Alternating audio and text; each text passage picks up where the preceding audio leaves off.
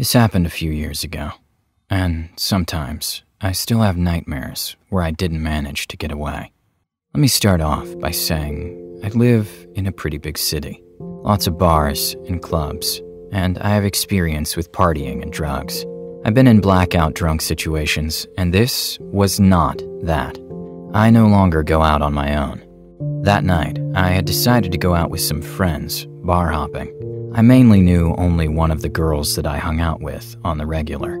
The other two were more acquaintances or strangers. I was very outgoing and loved meeting people, so that was nothing new for me. We had a few drinks at a bar and continued on to the next one, having fun, great times. One of the girls I didn't know well pulled out the party stuff sometime during our second bar visit. I decided to skip it because I wasn't looking to get effed up that night. My friend said yes, and she and the third girl went to the bathroom. The second girl, let's call her Barb, kept saying I should go with the two others. I declined and declined. She got a little aggressive and mean after the third time I declined. My friend came back just then, and Barb acted like nothing had just happened. We had some new guys join our group to flirt. I'm in a relationship, but my friend and Barb were not. By then, the second girl had left. Barb and my friend were starting to get pretty messed up. I went to use the bathroom and text my boyfriend that I was coming home soon, and saw that my phone was dead. When I came back, the guys had gotten us shots. I was still pretty sober and declined the shot. Barb shoved the shot into my hand, and to avoid a scene, I took it. I started to tell my friend I was heading home, but one look at her face, and Barb, and I saw they were out of it. I was starting to feel pretty woozy myself. So, I grabbed my things and their things and started shoving them to go. The guys that bought the shots were protesting, but I wasn't getting resistance from the girls. I hailed a cab. My phone was dead, so no Uber. And I remember putting the girls in the back and telling the driver that we were dropping off my friends at their house, then going to my address. Then, blacked out. I remember dropping off my friend. Then, a blackout. Then I was alone with that driver. I was in the front seat, and he was holding my hand. I looked around, disoriented, took in the sight of him holding my hand while driving, like my boyfriend would. I saw my wallet in the center cup holder. The meter was off and was telling me that he was taking me to a romantic place. I told him no. Please take me home. My boyfriend was waiting at home. He said something along the lines of, "Stop talking about him. I told you," which to me in hindsight indicates that I had told him already many times. He said he just wanted to pretend for a little and held my hand tighter. I didn't want to trigger a violent reaction, so I left my hand there and started to reach for my wallet with my other hand. He saw, let go of my hand, and took my wallet from the cup holder to his other side where I couldn't reach. I was still woozy and blacked out again. When I came to my senses, we were parked near a very known romantic and touristy location in my city. Normally, this place is packed, not that night. It's pretty far from anything else too, and surrounded by woods. I started to cry and tell him, "Please, take me home. I want to see my boyfriend. I won't tell anyone, please." He looked at me and said, "I'll take you home if you pretend you're my girlfriend for a little while." I sat there, in shock. I wished my brain wasn't addled. I wished I had never gone out. I wished I could see my boyfriend for the 1000th time that night. I said okay.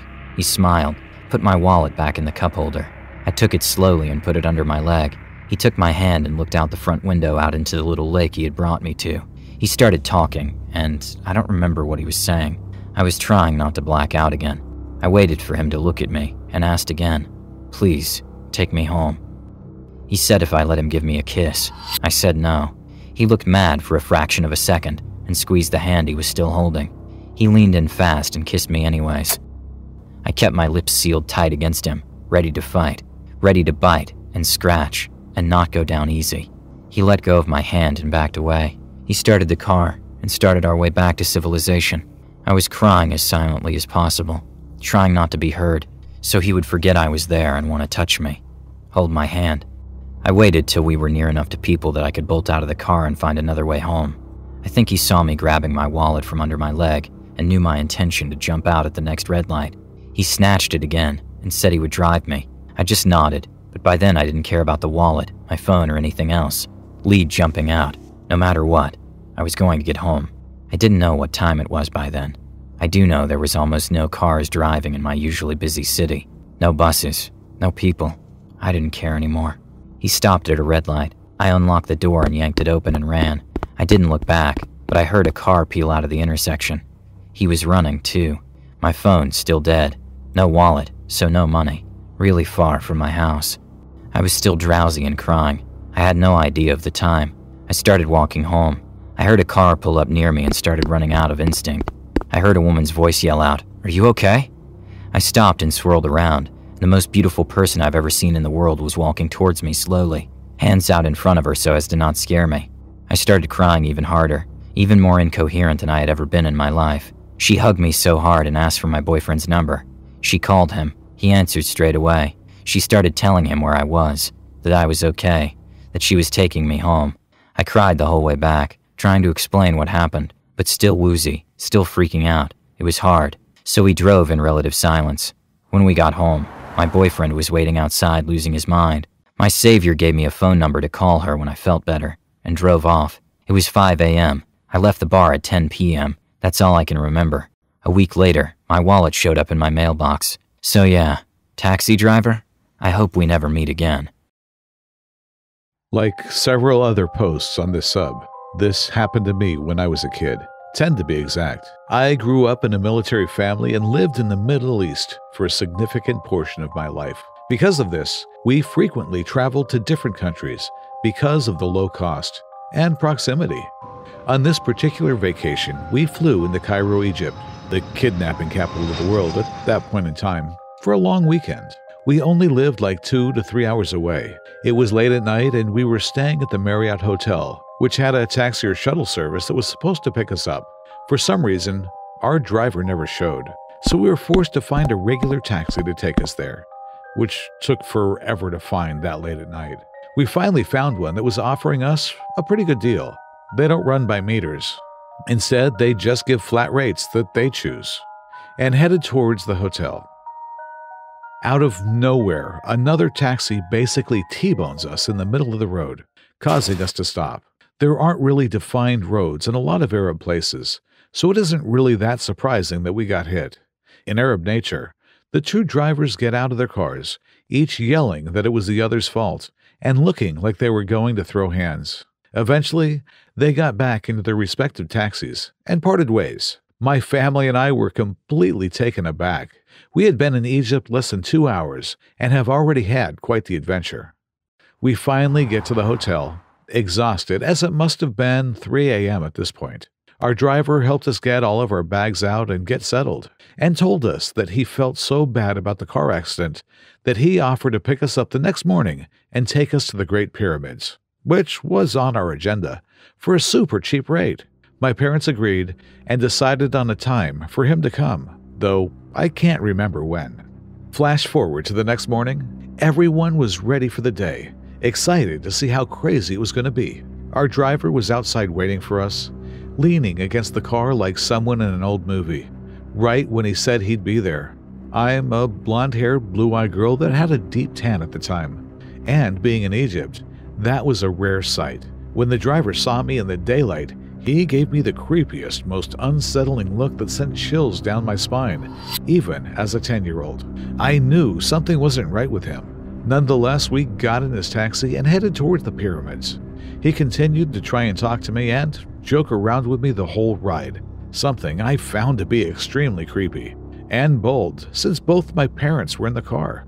We get super close, and there is an entrance that people can go through and walk the long distance to the pyramid. And there is an entrance that taxis can go through.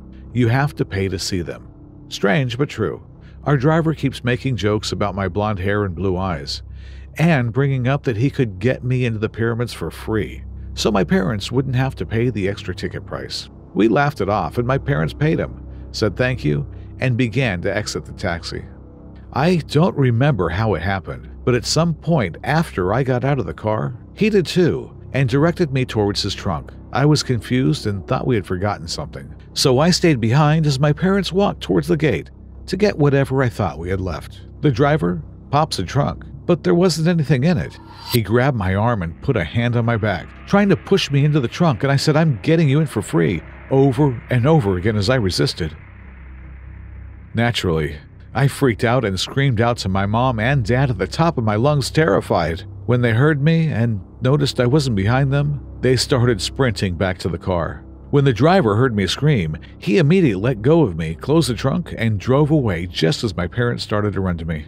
I was crying my eyes out, terrified out of my mind, knowing that an Arab taxi driver tried to put me in his trunk and drive away the second I screamed for help. It's scary to think what could have happened to me had he been stronger, or more prepared, or faster. He is the reason I am still terrified of taxis, Ubers, Lyfts, and any car service of that nature. So, Egyptian taxi driver, let's never meet again.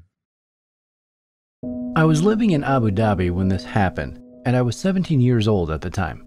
I've had a number of experiences from taxi drivers out there that could fit on the sub, but this one was by far the worst and creepiest, and I'd like to share it with you all.